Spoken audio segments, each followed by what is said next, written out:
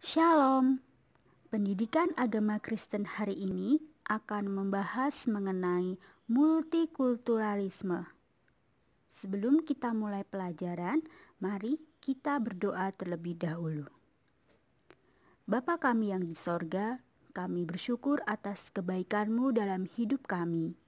Tuhan tolong, Tuhan berikan hikmat bagi kami, supaya kami mengerti dan memahami setiap pembelajaran yang akan kami pelajari saat ini. Terima kasih Tuhan, dalam nama Tuhan Yesus kami berdoa. Amin. Pada tema hari ini kita akan belajar mengenai pengertian multikulturalisme, pandangan Alkitab mengenai multikultural, dan sikap yang harus dihindari dan diperkuat dalam multikulturalisme. Yang pertama, mari kita bahas dulu pengertiannya. Multikultur adalah fakta dalam masyarakat di mana orang-orang yang ada di dalamnya terdiri atas berbagai latar belakang budaya, adat istiadat, kebiasaan, tingkat kehidupan, perbedaan geografis, bahkan perbedaan agama. Sedangkan multikulturalisme adalah pandangan dan sikap terhadap multikultur atau keragaman budaya, dan tuntutan untuk menerima serta memperlakukan semua orang di dalam berbagai perbedaannya. Jadi, multikultur itu adalah keragaman budaya yang ada dalam masyarakat, sedangkan multikulturalisme itu adalah pandangan dan sikap terhadap multikultur. Apa kunci dari multikulturalisme? Kunci dari multikulturalisme adalah adanya sikap toleransi. Toleransi bukan menganggap dan mencari persamaan antar budaya, tetapi sadar akan adanya perbedaan dan menerima. Ini berarti toleransi muncul jika ada perbedaan yang jelas dan penerimaan. Contoh toleransi dalam Alkitab dapat kita lihat pada Kisah Para Rasul pasal 17 ayat 16 sampai dengan 34. Di situ Paulus bersoal jawab, bukan merendahkan kepercayaan orang lain agar terlihat benar.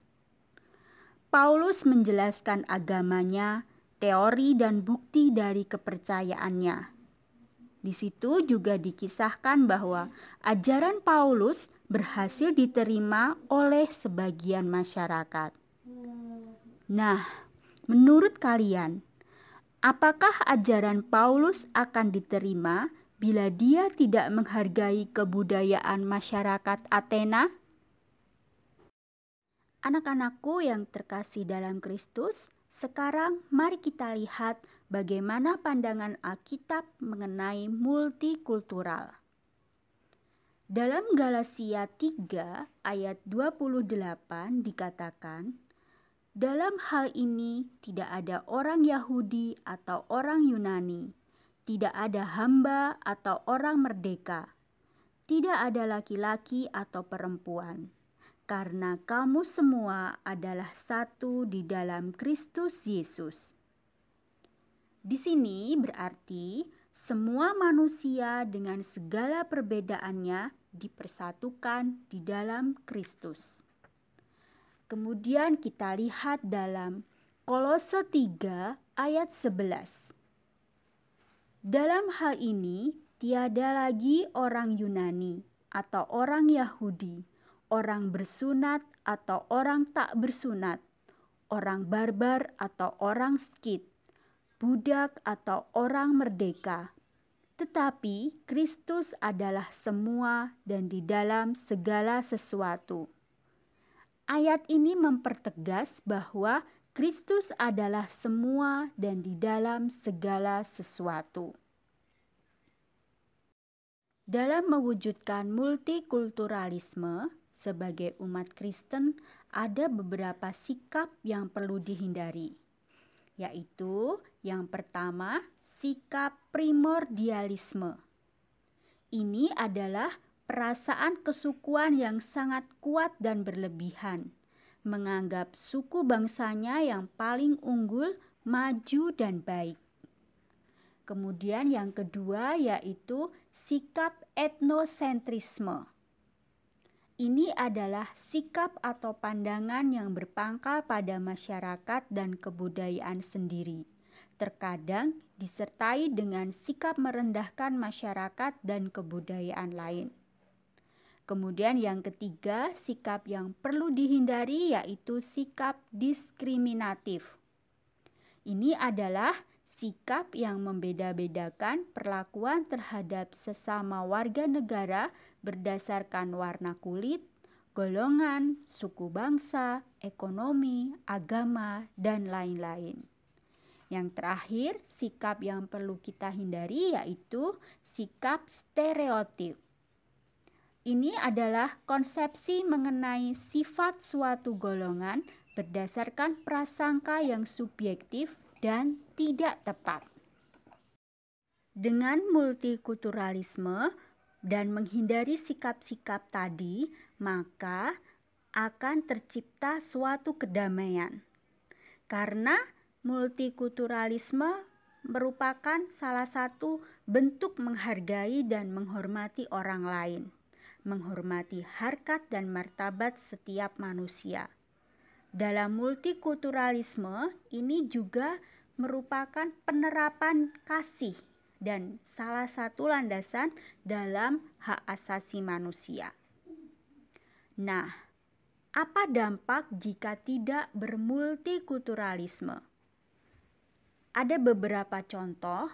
Jika tidak bermultikulturalisme, maka akan terjadi kerusuhan-kerusuhan. Di antaranya, yang pertama, kerusuhan Aceh tahun 2015, yaitu kerusuhan antara umat agama Islam dengan umat agama Nasrani. Kemudian yang kedua itu kerusuhan Mei tahun 1998. Di sini karena adanya rasisme terhadap etnis Tionghoa. Kemudian kalau di luar negeri itu yang kita lihat kasus Floyd, rasisme terhadap orang berkulit hitam di USA. Semua manusia diciptakan dengan baik oleh Tuhan. Jangan membeda-bedakan seseorang hanya karena latar belakangnya berbeda dengan kita. Tapi hargai perbedaan itu, karena Tuhan Yesus sendiri sudah memberikan kita contoh dalam menerima, menghargai, dan mengasihi sesamanya. Cerita mengenai orang Samaria yang murah hati mewakili pandangan Yesus mengenai kasih kepada sesama, bahwa semua orang terpanggil tanpa terkecuali untuk mewujudkan solidaritas dan kasih kepada sesama tanpa memandang latar belakang. Negara kita Indonesia merupakan salah satu negara multikultural terbesar di dunia. Mengapa? Apakah kalian bangga menjadi anak Indonesia? Semoga dengan pembelajaran kita hari ini membuat kita semakin saling menghargai, saling menghormati satu sama lain. Amin. Tuhan memberkati.